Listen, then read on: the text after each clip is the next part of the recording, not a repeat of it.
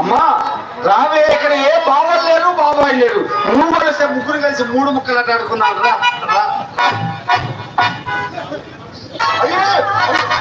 ఏంటి అమ్మా, నీకు ఎన్నిసార్లు చెప్పాను నన్ను బజారీ పంపించద్దని? అయ్యో సారికెళ్ళి పనులెట్టయితే అమ్మా, నువ్వు నన్ను బజారీ పంపించావా?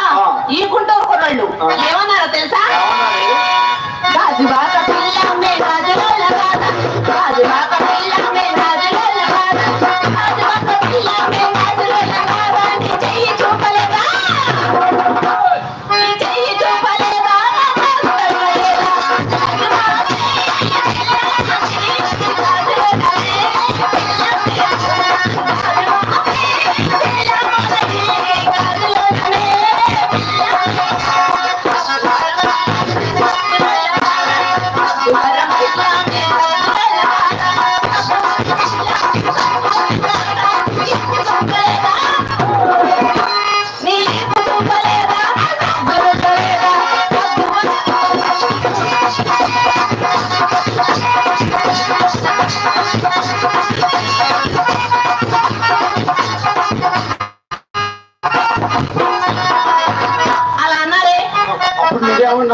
అబ్బా నేను అంటానేంది, నేను నీ కూతుర్ని కదా, నేనేమంటే నా కళ్ళు చెబుతున్నాయి,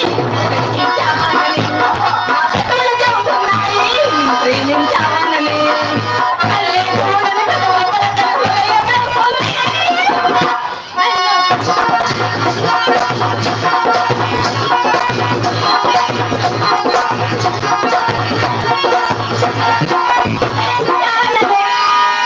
ఇలా అన్నానే.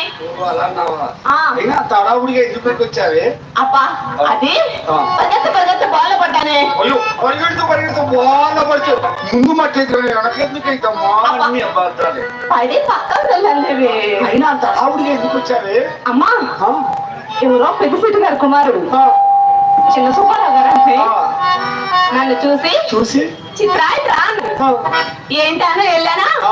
అమ్మా నన్ను కింద నుంచి ఏకాదిగా చూశాడు, ఇంకేమైనా చేశాడా? అమ్మా నన్నేం చేయలేదు కానీ లోనికి వచ్చినాక నిన్నే ఏదో నన్ను వాడి ముఖం, వాడు నన్నేం చేస్తాడు?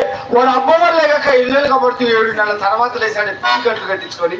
వాడి ముఖం ఇంకా ఏమన్నా? అమ్మా ఆయన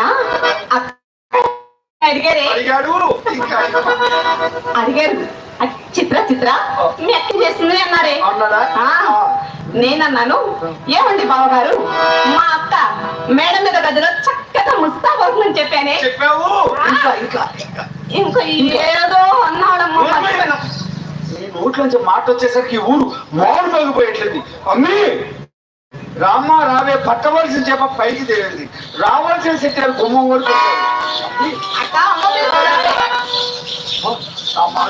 బాగుపడిపోతావు. మంచి లోపలికి వెళ్ళి ముస్తాబయ్యావే. అమ్మా నువ్వెన్నా చెప్పమ్మా, కానీ ఈ పాడు వృత్తి మాత్రం నేను చేయలే.